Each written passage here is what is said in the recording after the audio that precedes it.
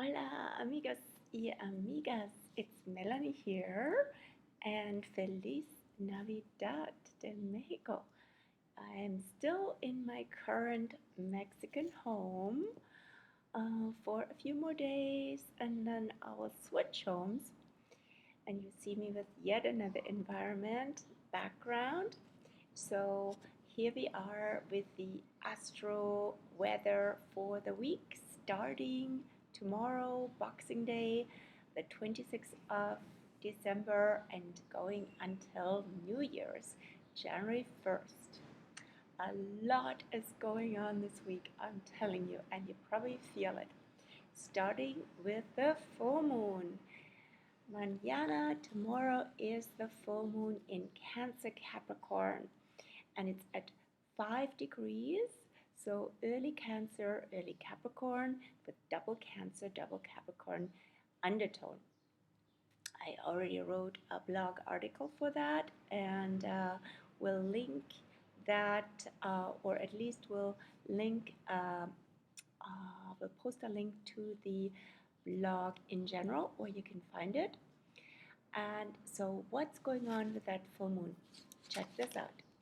The full moon from the Pacific perspective will be at 4:33 p.m. Pacific Standard Time, and that will be right at moonrise. So the moon will be just rising when she is full, while the sun will just have set here in the west.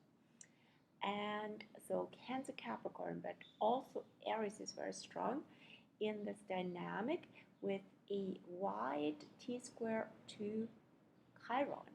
And CHIRON is here in mid-Aries at this point and will go also just 2.5 hours after the full moon. CHIRON will go forward again from retrograde. So CHIRON is typically from July till December retro, and then from December to July direct again. And so the moon, the full moon, catalyzes this CHIRON move as well. So it has a very strong CHIRON theme attached to it, and on top of it is in T-square with CHIRON. That definitely stands out. So what's going on with Cancer full moon and also with CHIRON? So Cancer full moon, of course, brings out everything relating to home, family, memories, reflections, the past, our sense of belonging, our needs, children, early childhood themes, anything that's really sensitive, touchy-feely, and can be also very sentimental and nostalgic. So the moon isn't even in Cancer yet, still in Gemini, but the feeling factor really goes up as the moon goes into Cancer. And then we have, in contrast, in balance, in opposition, the Capricorn Sun, not far from Mercury retrograde and Mars here, end of Sagittarius. Everything wrapping around Sagittarius Capricorn integrity point. So this is the energy of the grown-up. So everything is complementary opposite in astrology, of course, right? When it comes to full moon, when it comes to any oppositions that you see activated. So you have the theme of the child, you have the theme of the elder, and of the grown-up. So how can we balance both, rather than not being too serious, not being too know-it-all, been there, done that, heavy energy, or also, on a positive note, the energy of wisdom, of wise ones are in Sagittarius Capricorn. But it's about not just being wise, but implementing and walking our talk and integrating what we know. Then the innocence, the lightness is rather on the Gemini Cancer side, right? So we want to integrate both, having a good connection with our inner child, with children, and as well with the inner elder, with the elders. Then in the center between the two is Aries. And Aries is about simply presence. It's a warrior energy. Warriors definitely need lots of presence. And it's about the way of being, starting something new, showing up. Everything, it happens now. And every moment is a new beginning, says Aries. And you never know what comes next, right? So it can be also survivor energy, it can be also an energy where we are battling. And Chiron in Aries certainly shows the wounds of war in many regards.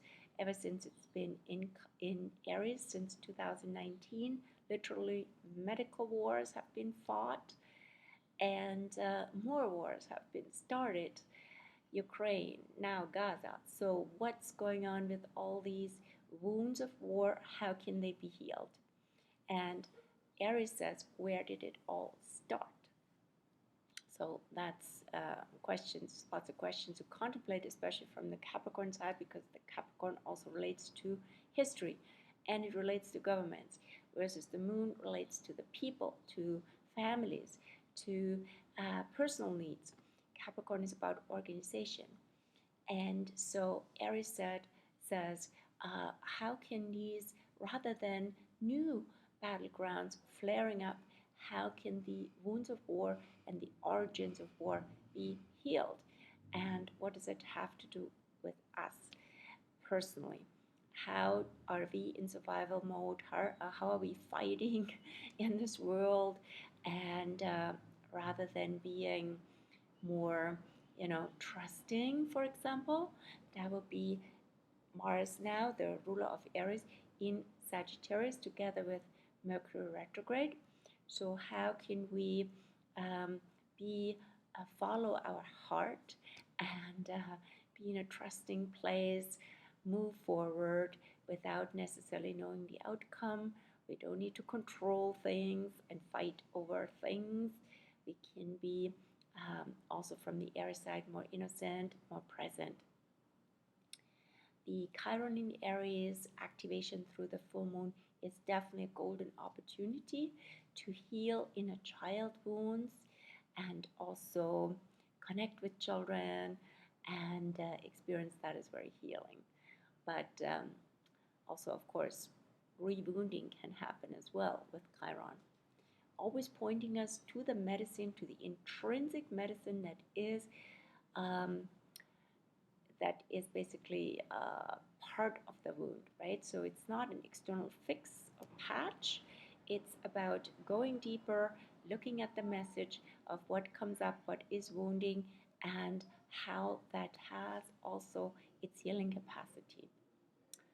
So what else is going on this week? I'm moving on because there's so much, right? So Chiron, as I said, turns direct. We can also tomorrow, so we can turn our experiences of the last month since July about inner wounds, but also inner healings outward into the world. We can show up with our medicine of showing up for ourselves and as ourselves, being authentic, brave, bold, do something new. And so what's going on? What else is going on this week? Then on December 27th, 28th, Mercury retro and Mars will unite and together square Neptune in Pisces. So that energy can be quite fuzzy and can quite like go in circles, or the mind can be in a kind of a brain fog with Mercury retro and Neptune. And with Mars, it's we try to fight it, or try to stimulate ourselves with all sorts of stimulant substances, Mars and Neptune, but it may or may not work. It's a lot also about Neptune is the slower planet and is basically the bigger factor here. It's about allowing things to run their course, especially from the Mars perspective, our ego. And if you look at that sapient symbol of the full moon, there was also the theme of a car being crashed by a train. So this is also about the personal ego, the personal drives can sometimes be crushed, and we can come up against collective forces, which is very Neptune. And collective tends to be stronger, right? So being in our personal ego mode doesn't really help. So it's much better to be in a surrendered place, maybe taking a break, maybe allowing things to, um, move through us, move in a different direction than we thought we want to. Then we have on the 29th, so basically every day something's going on, 26th, 27th, 28th, 29th, 30th, and 1st. Quite the full week. So the 29th, Friday, which is Venus Day, is the day when Venus goes from Scorpio, where she's been since early December, to Sagittarius. She crosses the Phoenix point. So she moves up and she rises. So we, with our love that has been very contained, has been very deep, perhaps, been touched very deeply, and now there's more freedom. And also maybe there's more understanding about the depth of love. But also we want to bring more movement and more joy and more expression and more fun actually into our love life and into what we are attracting, right? So this can literally be a beautiful time to travel, again with Sagittarius, also for more confidence, for more trust, for more honesty in anything related to love, and to speak our truth, and to trust that it lands well. So I will write an article for Venus in Sag for sure. Venus will be in Sag till January 23rd. Venus is usually about 4 weeks in a sign. Then we have on December 30th Jupiter in Taurus, ruled by Venus, going direct. That's also big news. We'll go direct now until October 9th. So again, for most of the year, Jupiter's direct, but Jupiter has been retrograde in the last month. So we have accessed our inner values with Jupiter in Taurus, and now it's time to express that more outwardly again. And so to be also generous and see effects of that, open, be in nature more, Taurus, right? And so on. So, and then lastly, on January 1st, New Year's, and yes, there will be also a 2024 outlook in my blog. So, the first day of the year, Mercury, end of Sagittarius, close to the galactic center, will go direct again. So, that's good news too, but always a warning. The turnaround phases from retro to direct, from direct to retro first, and then now from retro to direct, that is the storm, right? So give it a few days before things integrate again. And with Sagittarius, we can also let go of our judgment, expectations, hopefully, Mercury retro, and see things more from a fun perspective and from a bigger, deeper understanding about actually the nature of the mind rather than the content. Then we have also on January 1st, Venus freshly in Sag, going into square with Saturn in Pisces. Ouch. That can be not so much fun because either we overdo things, which Sag can do, and then Saturn says, no, stop. I need some rest, or I need some boundaries here. Too much influence, too much overwhelm, and less is more. Or we can also feel some sense of rejection, Venus, Saturn, or a sense of frustration when the energy isn't right, even though we have our inner yes to something, but vibrationally things are not really lining up. And so we have to, again, take some time that is typically a Saturn thing, right? Get more experience, get more understanding, feel out the vibes, and then see where the direction can go. Sagittarius is the arrow that wants to shoot, especially early Sag, with the Aries undertone, pretty fast. But Saturn is slowing things down and says also, have good boundaries, right? Have good energetic boundaries. That's it for today. I've been talking a lot, I believe. Oh, one more thing I want to say. Two more things, as usual. The early Capricorn that we're in right now has also a Capricorn undertone, double Capricorn, end of the year into the new year. And so, yes, it can be for lots of us a lot about planning, a lot about organizing, but also it's about coming back to what's essential, what has priority, and not wasting time and energy onto what doesn't, and slowing things down. It's winter solstice time, right? Then what's with the moon? So yes, the moon will be full tomorrow in Cancer, then goes into Leo on Thursday, Friday. Where's my calendar? Let me see. When does the moon go into Leo? It's always an interesting shift too. On Thursday at 4:23 p.m. Pacific, the moon will go into Leo. So with Leo comes more joy, more expression, more confidence, showing your colors after Cancerian sensitivities and care and instability maybe, right? Because Cancer is fluctuating like ebb and flow.